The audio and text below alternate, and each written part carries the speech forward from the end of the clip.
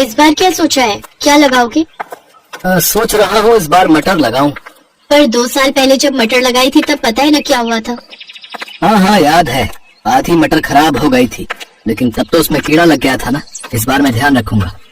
ठीक है, और फिर करोगे क्या इतनी सारी मटर का? मटर पुलाव बनाएंगे और भरपेट क्या, जी भर खाएंगे और क्या। राम की बात सुनकर उसकी पत्नी नंदिनी भी हंस दी। सर्दी का मौसम आने वाला था, तो इस बार राम ने तय किया कि वो अपने खेतों में मटर लगाएगा। उसने बड़ी मेहनत से खेत को तैयार किया और मटर के बीज भी बो दिए। कुछ दिनों बाद पहले पौधे आए और फिर उन पर हरी हरी मटर लगनी भी शुरू हो गई। हर गुजरते दिन के साथ अपनी भरी पूरी फसल को देखकर राम फूला नहीं समा रहा था। नंदिनी, ओ नंदिनी, चलो जरा, तुम्हें कुछ दिखाना है। पर अभी बहुत काम है। अरे ये काम तो होते रहेंगे, तुम चलो मेरे साथ। इतना कहकर राम ने नंदिनी का हाथ पकड़ा और उसे लेकर सीधा अपने खेत पहुंचा। खेत देखकर नंदिनी के चेहरे पर भी मुस्कान आ गई। पूरा खेत हरी भरी मटरों से भरा हुआ था। ऊपर वाले की कृपा से बहुत बढ़िया फसल हुई है इस बार। तुम देखना नंदिनी, इस बार खूब अच्छे पैसे मिलेंगे इन मटरों के। मैंने सोच लिया है, पैसे आते ही सबसे पहले घर की छत सुधरवाऊंगा। और कोई खर्चा है क्या? हाँ है ना, एक बढ़िया सी साड़ी भी दिला देना मुझे। हाँ ले लेना, एक नहीं तुम 2 साड़ियाँ ले लेना इस बार तो। अब खुश? हाँ जी, बहुत खुश। मटर की बढ़िया फसल देखकर दोनों पति पत्नी सपने संजोने लगे। दूसरी तरफ पूरे गांव में भी ये खबर फैल चुकी थी कि इस बार राम की फसल बहुत बढ़िया हुई है। और फिर एक दिन राम के घर के बाहर एक चमचमाती कार आकर रुकी और कार से उतरा इलाके का विधायक राम अवतार सिंह। अरे विधायक जी, आप राम राम। राम राम भाई, कैसे हो? ऊपर वाले की कृपा है विधायक जी। कृपा तो वाकई बहुत हुई है तुम पर। मैंने सुना है इस बार तुम्हारी मटर की फसल बहुत अच्छी हुई है। हाँ विधायक जी, सब भगवान की दया है। तो क्या सोचा है, किसे बेचोगे अपनी मटर? अभी तो कुछ ऐसा सोचा नहीं है विधायक जी, जहाँ सही दाम मिल जाएगा वही दे दूंगा। अरे तो हम काहे के लिए हैं, हमको दे दो अपनी सारी मटर, हम पूरे 15 रुपए देंगे तुम्हें 1 किलो के। पर शहर में तो इस बार 25 से 30 रुपए किलो बिक रही है मटर। देखो राम, मटर है, गेहूं नहीं, जो कई महीने संभाल लोगे। 2 दिन बाद सूखने लगेगी सारी की सारी। मेरे पास स्टोरेज की सुविधा है, मैं तुम्हारी सारी मटर खरीद लूंगा हाथों हाथ। ठीक है विधायक जी, मैं आपको शाम तक बताता हूँ। राम को दुविधा में छोड़कर विधायक वहाँ से चला गया और फिर उसके जाने के बाद क्या करूँ नंदिनी, कुछ समझ नहीं आ रहा। ये विधायक हम गरीब किसानों का हमेशा फायदा उठाता है। हमसे कम पैसों में फसल खरीदकर शहर में ऊंचे दामों पर बेचता है। मेरी मानो तो आपको कुछ और लोगों से भी बात करनी चाहिए।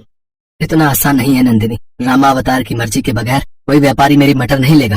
उससे कोई बैर नहीं लेना चाहता, और मुझे डर इस बात का है कि अगर सारी मटर यहीं सड़ गई तो 1 पैसा नहीं मिलेगा। हाँ, अच्छा तो फिर क्या कर सकते हैं? विधायक जी की नजर हमारी फसल पर है, तो बेचनी तो उसे ही पड़ेगी। अच्छा सुनो, अब खाने में क्या बनाया है? गर्मा गर्म मटर पुलाव है जी। अरे वाह, तो जल्दी से ले आओ फिर, बड़ी भूख लगी है।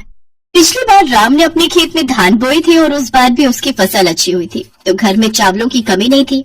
और जब इस बार मटर आई तो नंदिनी ने सबसे पहले मटर पुलाव बनाकर ही राम को खिलाया, क्योंकि मटर पुलाव राम को बेहद पसंद भी था।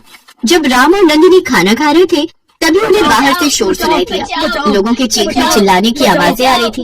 दोनों ने फौरन बाहर निकलकर देखा तो पूरा गांव जल रहा था। आग बहुत बढ़ चुकी थी, लगभग सारे घर जल रहे थे। बस एक राम का घर सुरक्षित था, क्योंकि वो उसके खेत के किनारे ही था और बाकी के घरों से दूर था। राम खाना छोड़कर फौरन लोगों की मदद के लिए दौड़ा। काफी देर बाद आग तो बुझा ली गई, लेकिन गाँव के सारे घर जलकर राख हो चुके थे। सारा सामान, सारा राशन, सब कुछ राख बन चुका था।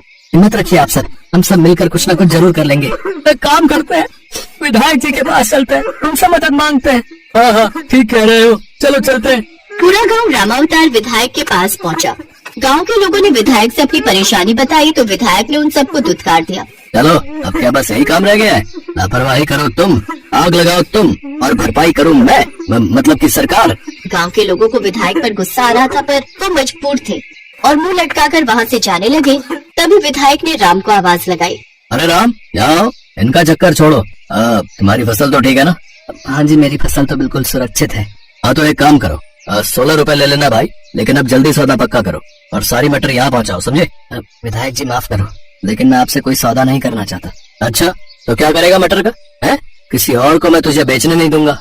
मैं चाहे तालाब में डाल दूं, पर आपको नहीं दूंगा अपनी मटर। राम अवतार ने मजबूर गांव वालों की मदद नहीं की। इस बात से राम बहुत नाराज था। उसने विधायक से सौदा करने से साफ इनकार कर दिया। फिर घर लौटते हुए उसने गांव के कई बच्चों को भूख से रोते बिलखते देखा और फिर, नंदिनी, घर में कितना चावल है? काफी है। वैसे क्यों पूछ रहे हो? हमारे पास मटर की कोई कमी नहीं है।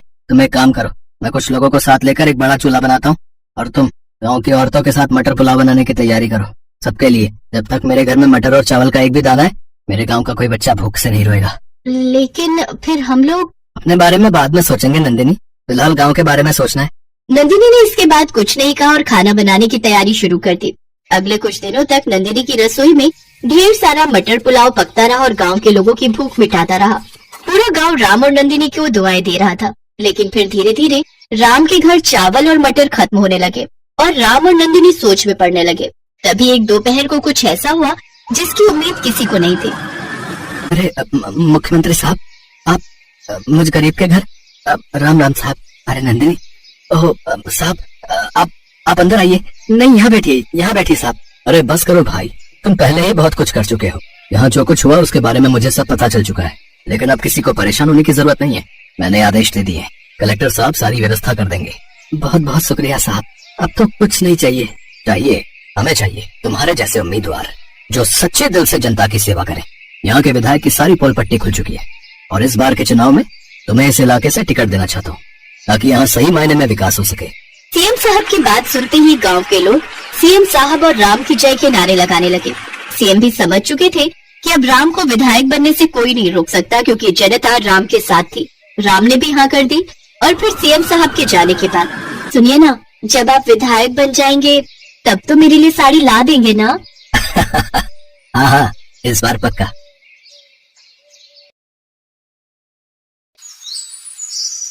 कड़ाके वाली ठंड में ब्रजेश जंगल में कांपते हुए लकड़ियां काट रहा था कि तभी तेज आंधी तूफान चलने लगा और एक बड़ा पेड़ ब्रजेश के ऊपर आ गिरा, जिसके नीचे दबकर ब्रजेश की रीढ़ की हड्डी टूट गई और उसकी मौत हो गई। अपने पीछे वो पत्नी सविता और दो बेटियां मालिनी और सानवी को छोड़ गया। लेकिन कुछ दिन बाद ही ज्यादा चिंता करने के कारण सविता का ब्लड प्रेशर हाई हो गया, जिस कारण उसके सर की नस फट गई और उसकी भी मौत हो गई। मालिनी और सानवी पर तो जैसे दुखों का पहाड़ ही टूट पड़ा। वो दोनों बहनें अनाथ हो गई। सानवी ने अपनी बड़ी बहन मालिनी से कहा, दीदी अब हमारा क्या होगा?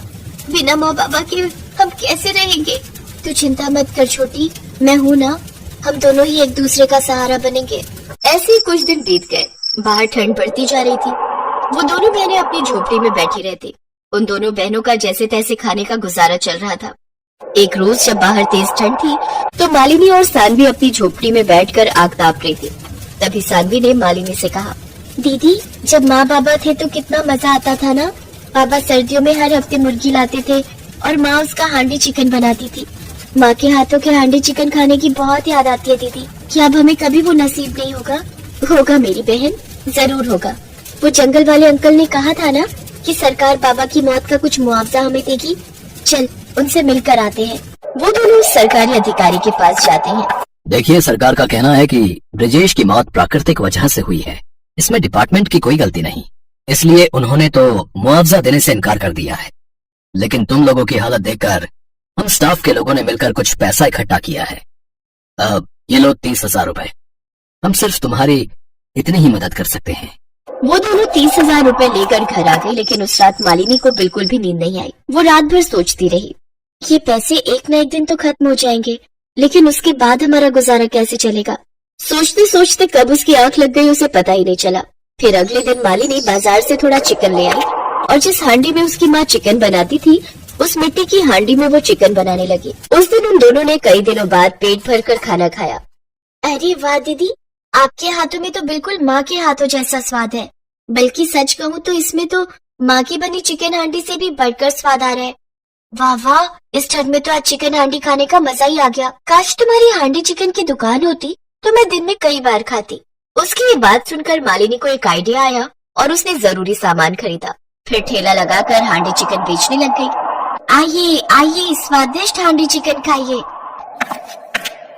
अरे वाह बच्चों, तुमने भी काम शुरू कर दिया। बढ़िया है, बढ़िया है। वैसे कितने की है ये प्लेट? हाँ काका, घर चलाने के लिए कुछ तो करना ही पड़ेगा ना। 40 रुपए का है हांडी चिकन, लगा दूं? हाँ हाँ जरूर जरूर। वाह भाई वाह, क्या बात है, क्या स्वाद है इसमें। ऐसे दोनों बहनें भरी ठंड में सारा दिन खड़े रहकर हांडी चिकन बनाती। उनकी कमाई थोड़ी बहुत हो ही जाया करती। ऐसे ही एक रोज उनके ठेले पर एक आदमी आया। उसने जब उनकी हांडी चिकन का स्वाद चखा तो उसने दोनों बहनों को अपने होटल में हांडी चिकन बनाने के लिए कहा। मेरे होटल में ये हांडी चिकन बनाओगी तो इसके मैं तुम दोनों को अच्छे दाम दूंगा। ये सुनकर दोनों बहनें बहुत खुश हुई और वो उसके होटल में काम करने लगी, जहाँ उन्हें अच्छे खासे पैसे मिलने लगे। फिर धीरे धीरे पैसे जमा करके उन्होंने खुद का ही रेस्टोरेंट खोल लिया, जहाँ उन्हें और भी अच्छी कमाई होने लगी और अब दोनों बहनों की गरीबी पूरी तरह दूर हो गई।